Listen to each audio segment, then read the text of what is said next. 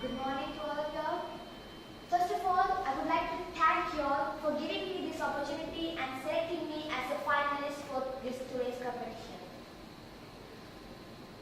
Madam Srimao Bandaranaike entered the pages of history in 1960, where she not only became the Prime Minister of Sri Lanka, but also the world's first elected woman head of government after having led her husband's party to victory. Since then, many women have followed her. In fact, 4 of them are from South Asia itself. But it was Mrs. Sirimavo who set the trend. Different people make history in different ways.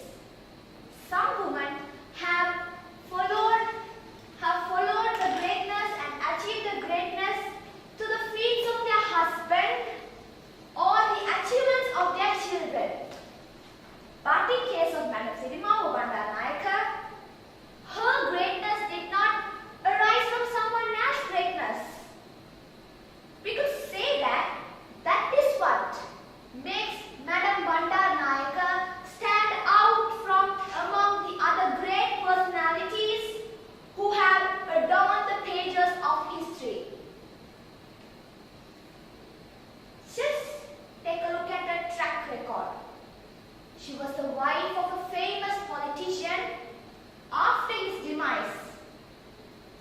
She took over the reins of control and became the first woman Prime Minister in the world, proving to all and sundry that the hand that rocks the cradle rules the world.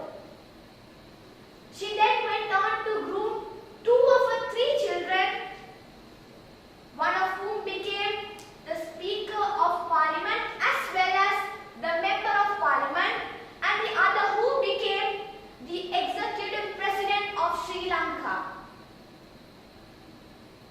It is no wonder then that she created her own niche in the world history and is still known as the symbol of courage and fortitude. Now, I have come here to talk about a few things about Madam Sirimavo Bandaranaike's contribution to national development.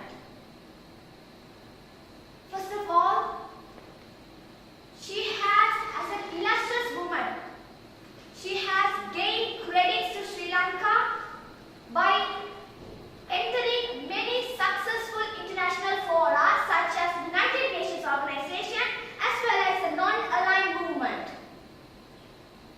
She was also a socialist like her husband, nationalizing key sectors of economy such as banking and insurance. She also found a solution for festive problems by her cordial way of speaking and approach, such as the repatriation of escaped Tamils back to India. Can you just imagine her great service to our mother nation? Not only that, she has also nationalized the port and omnibus transport in our country. Madam Bandaranaike is not just a woman, she's a legend whom should be appreciated till this country or this nation is forgotten. So, I would like to conclude this speech by giving her a great thank you for ushering a great nation and a great and a history to Sri Lanka.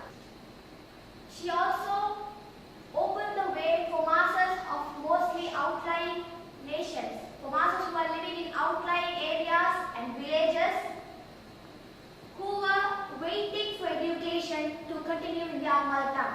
Because at that time, as the British were ruling our country, the main language was English.